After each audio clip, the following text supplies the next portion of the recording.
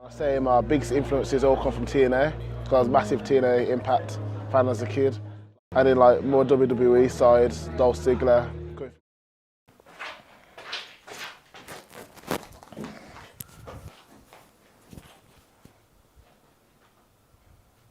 Who is Man Like Dereiss? Man Like Dereiss is a grime MC from Birmingham, from the 0121. If you don't know, that's the area code. Grew up around this area. Man Like Dereiss loves eating burgers, loves eating sweets, loves banging at the gym, loves professional wrestling. You see that come across, every time you're in the ring, when you make your entrance, any interviews you have, your interaction with fans, a lot of that passion comes through. You rep the 0121 heavily, your merchandise, your ring gear, your entrance music. Why is that so important to you? Why is where you come from so important to you? Well, there's a lot of people in this area who have helped me at times when I needed them to help me. They've always gone the extra mile to do things for me. It's not always the most glamorous. Sometimes people say Birmingham's this, Birmingham's that. But I love it, I do. I like going to the jewelry quarter and eating some nice pizza. I like going to Broad Street and partying all week. Well, all night, all week, who knows, innit? I like going into town, city centre, shopping, boring. I go to Bling Bling Barbers, get a fresh trim. Like, this is home. That's where I grew up. My friends here, family's here. It's the place to be. It is, I agree, as someone from the Midlands, very much so. The Midlands has a lot of successful wrestling promotions, and you've been fortunate enough to not only wrestle at a lot of them, but also be champion at a lot of them. Can you talk to us a little bit about some of those promotions and the importance of representing them as champion?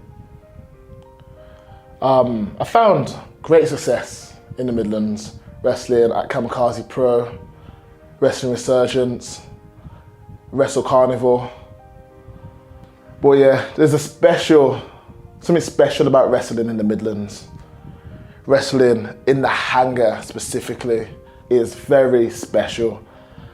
Since 2017, I've been coming here, whether it's Starworks, whether it's the Hangar. Wolverhampton has been pinnacle to the British wrestling scene for a long time. And it's been a place which has had some of the best professional wrestlers, some of the best memories, some of the best moments, and I've always wanted to be a part of it. There's been times where I've came to the show to help out, stood on the camera, stood at the merch table, thinking one day it's gonna be me in that ring, wrestling the best of the best. And I kept pushing, I kept grafting, and I always knew that I would achieve my dreams. Because if you do set your mind to it, you really, really, really can achieve it. And I'm the embodiment of that. If I can do it, then so can the people.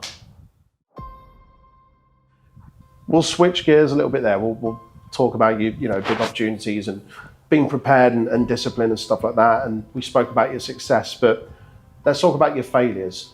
Your failures in OTT, in the big matches. We saw you come up short against Trent Seven. What's gone wrong for you in OTT?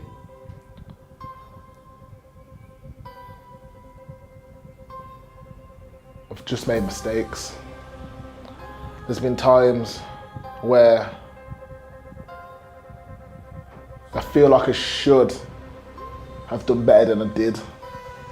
And you can almost say that I didn't live up to the expectation on the occasion. And in other aspects, I've won nothing.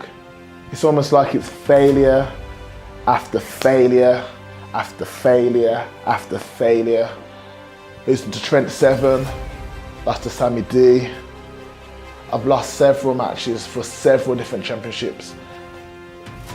And something's got to change because I can't keep being a failure.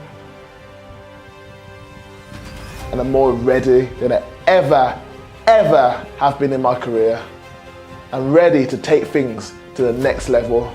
And one day, I believe I'm going to be the OTT World Champion. So hopefully that championship opportunity presents itself again in the future. But let's look to the immediate future, your opponent at the upcoming OTT show, Nic Nemeth. Are you annoyed that he hasn't acknowledged you at all ahead of this match? Yes, if I'm honest. If I'm honest, it pisses me off because does he think that little of me to not even want to talk about me online, doesn't want to give me the respect that I deserve, doesn't want to give the respect of the OTT promotion, it seems? Or does he think he's too big for indie wrestling? Does he think he's too much of the wanted man? He can't have been that wanted. If he was that wanted, he wouldn't have got released from the WWE. That doesn't matter now. This is about winning and losing. This is about climbing to the top of the indies. This is about OTT World Champion. Because I need to win this match to get to that next level, to win that championship. I need to beat the best, and Nic Nemeth is one of the best. But if he doesn't want to respect me, then I'm not going to respect him either. So when I look across that ring, I'm not looking at Nic Nemeth. I'm not looking about one of my favourite wrestlers. I'm looking at an op. I'm looking at an enemy stood across the ring from me. So there's going to be no respect from me if he doesn't want to replicate that as well. So I'm going to fight him like I fight anybody else. I'm going to fight him like somebody that I hate. I don't give a fuck if it's Nic Nemeth or not, because I'm a man like Dereiss. It's going to be the same as everybody else, and Nic Nemeth is going to be terrified.